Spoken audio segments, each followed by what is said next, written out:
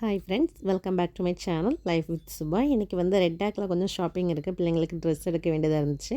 அதுக்கப்புறம் வீட்டில் குட்டி பிள்ளைங்களுக்கு இப்போ லீவில் இருக்காங்களே, என்ன மாதிரி ஸ்நாக்ஸ் கொடுக்கலாம் அப்படின்னு சொல்லிட்டு ஒரு ஐடியா தான். குட்டி ஐடியா தான், பெரியதாக இல்லை. மேக்ஸிமம் வந்து வீட்டில் என்ன மாதிரி நமக்கு ரெடி பண்ணலாம். கடையில் வந்து பிள்ளைங்களுக்கு அந்த நகட்ஸ் அதெல்லாம் வாங்கி கொடுக்குறது பதிலாட்டு நம்ம வீட்டில் இருக்கிறத ஹெல்த்தியாக என்ன கொடுக்கலாம் அப்படின்னு தான். இது வந்து எள் உருண்டை. இது வந்து டெய்லி பிள்ளைங்களுக்கு ஒன்று ஒன்று கொடுக்குறது வந்து ரொம்ப நல்லது.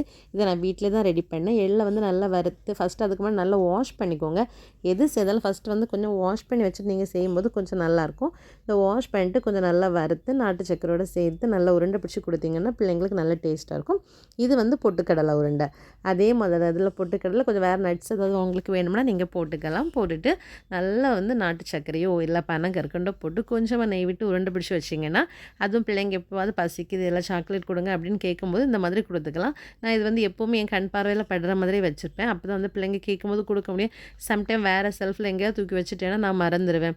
ஏன்னா நமக்கு அப்படி எப்போ வேலை செய்துகிட்டே இருக்கும்போது பிள்ளைங்களுக்கு இதெல்லாம் கொடுக்கணும் அப்படின்னு டக்குன்னு நம்ம மறந்துடும். அவங்க இதை கேட்டால் கூட சாக்லேட் கண்ணில் பட்டுனா அதுதான் எடுப்பாங்க. ஓகே இது இருக்குதுன்னு சொன்னால் அதை கொடுத்துட்டு அவங்க சாப்பிட்ருவாங்க. அதுக்கப்புறம் டெய்லி ஒரு 2 டேட்ஸ் அது பிள்ளைங்களுக்கு கொடுக்கணும்.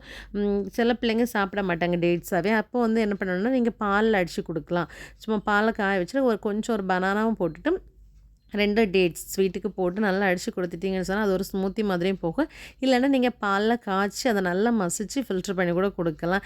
ஏன்னா வந்து டேட்ஸ் அந்த தோலெல்லாம் இருக்கும்போது சாப்பிட மாட்டாங்க.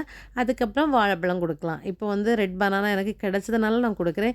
ஏன்னா இப்போ வந்து சூடு இருக்குல்ல, அதனால் பிள்ளைங்களுக்கு கொஞ்சம் பாடி ஹீட் ஆகும். அதுக்காக இது கொடுத்தா கொஞ்சம் கூலாக இருக்கும், அதுக்காக தான். அதுக்கப்புறம் ஈவினிங் வந்து ஸ்நாக்ஸ் வந்து டெய்லி ஒரு கடலை எடுத்துக்கிறது. வெள்ளை சுண்டல், கருப்பு சுண்டல், அதுக்கப்புறம் செறுபயறு, அந்த மாதிரி ஏதாவது வந்து பயறு வகைகள் வந்து பிள்ளைகளுக்கு கொடுத்துட்டே இருக்கேன்.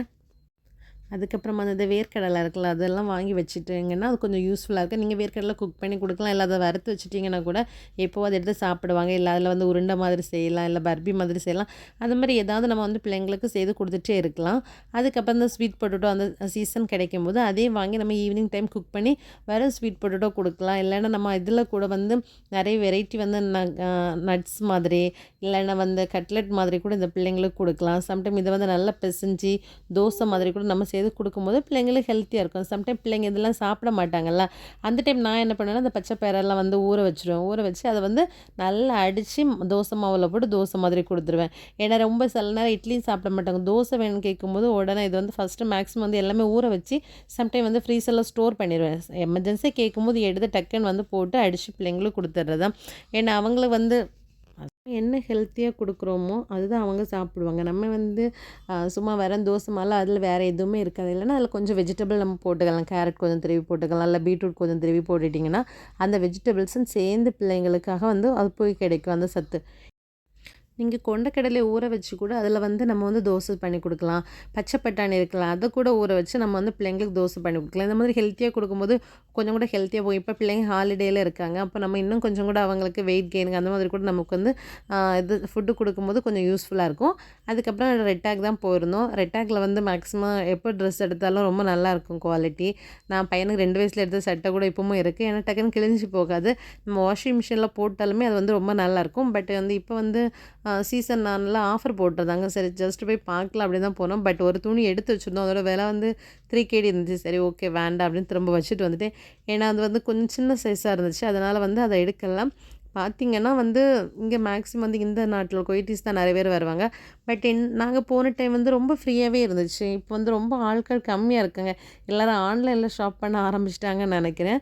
பட் இங்கே வந்து நிறைய கலெக்ஷன்ஸ் இருக்கும், யூனிக்காக இருக்கும் பார்க்குறதுக்கு. எல்லாமே செட்டாகவே இருக்கும். நம்ம ஒரு கிச்சனில் வைக்கிற திங்ஸாக இருந்தாலும் சரி, இந்த ஹாட் பாக்ஸ், ஃப்ளாஸ்க் ஐட்டம்ஸ் எல்லாமே இருக்கும். சம்டைம் ஆஃபர் போடுவாங்க. ஒரு வாட்டி நாங்கள் போயிருக்கும்போது நிறைய வந்து கப் ஐட்டம்ஸ் ஆஃபர் போட்டாங்க. இன்னொன்று வாட்டர் பாட்டில் வந்து உள்ளாடி ஸ்டீல், அதோட ப்ரைஸ் 2 KD இல்லை. பட் ஆனால் வந்து எங்களுக்கு அது வந்து 1 KD கிடச்சிச்சு ஆஃபர் ப்ரைஸில். சம்டைம் அப்படி ஏதாவது ஆஃபர் இருக்குது, அதனால் அப்பப்போ போய் விசிட் பண்ணி பார்ப்போம் ஏதாவது ஆஃபரில் போட்டிருக்காங்களா அப்படின்னு சொல்லிட்டு.